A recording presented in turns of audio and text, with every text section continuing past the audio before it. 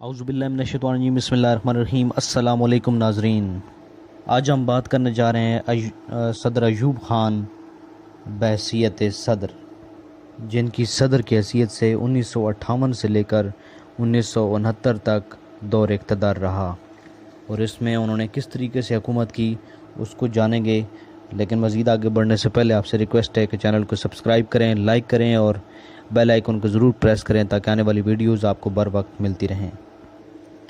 صدر سکندر مرزا سے اختلافات کی بنا پر بالآخر ایوب خان نے پاکستان کی صدارت سنبھال لی اور سکندر مرزا کو معزول کر دیا۔ قوم نے صدر ایوب خان کو خوش آمدید کہا، کیونکہ پاکستان کی عوام اس دور میں غیر مستحکم جمہوریت اور بے وفا سیاستدانوں سے بیزار ہو چکی تھی۔ جلد ہی ایوب خان نے ہلال پاکستان اور فیلڈ مارشل کے خطابات حاصل کر لیے۔ ایوب خان نے 1961 میں آئین بنوایا جو صدارتی طرز کا تھا اور پہلی دفعہ تحریری حالت میں انجام پایا۔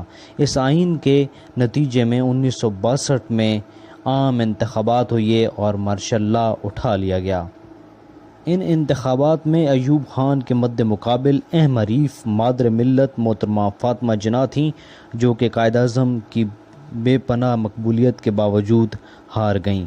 یہی وجہ ان انتخابات کو مشکوک بناتی ہے۔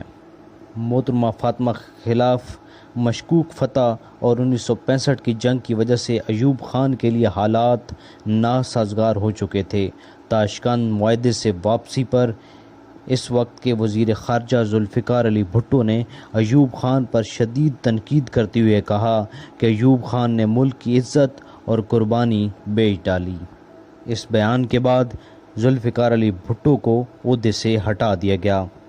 1967 میں بھٹو نے پیپلز پارٹی کی بنیاد رکھی اور ایوب خان کی مذہبی، معاشی اور عوامی پالیسیز پر شدید تنقید شروع کر دی۔ بھٹو کی تحریک کے ساتھ ساتھ مشرقی پاکستان میں بھی ایوب خان کے خلاف شیخ مجیب الرحمن کی تحریک سرگرم ہو چکی تھی۔ ایوب خان نے بھٹو اور مجیب کو پابند سلاسل کر دیا۔ اس سے ایوب خان کے خلاف نفرت میں اضافہ ہو گیا۔ 1968 میں ایوب خان پر قاتلانہ حملہ ہوا جو ناکام رہا۔ 1969 میں ایوب خان نے عوامی پارٹی اور پیپلز پارٹی کے علاوہ باقی تمام پارٹیز سے مذاکرات کے لیے گول میز کانفرنس کا انعقاد کیا، جس میں انہیں ناکامی ہوئی۔ اس دوران ایوب خان کو دل کا دورہ لاحق ہوا اور اسی سال ان پر فالج کا حملہ بھی ہوا اور وہ صاحب فراش ہو گئے۔ ان کو ویل چیئر پر لایا جاتا تھا۔ ملک بھر میں ایوب کے خلاف نعروں نے خانہ جنگی کی صورت اختیار کر لی۔ بالآخر حالات کنٹرول سے باہر ہونے کی وجہ سے ایوب خان نے 25 مارچ 1969 کو استعفیٰ دے دیا اور chief of army staff Yahya Khan کو ملک کا صدر بنا دیا گیا۔ اگرچہ ایوب خان کے دور میں پاکستان نے دن دگنی رات چگنی ترقی کی، مگر عوام مسلسل 10 سالہ آمر حکومت سے بیزار ہو چکی تھی۔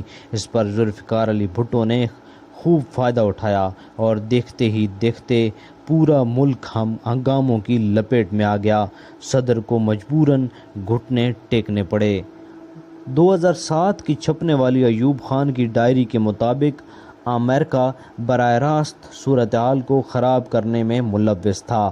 دولتانہ اور چودھری محمد علی نے ملک میں افراتفری پھیلانے کی سرتوڑ کوشش کی۔ امریکہ ایک زوال پذیر پاکستان چاہتا تھا تاکہ خطے میں بھارت ایک طاقتور ملک بنے جسے چین کے خلاف استعمال کیا جا سکے۔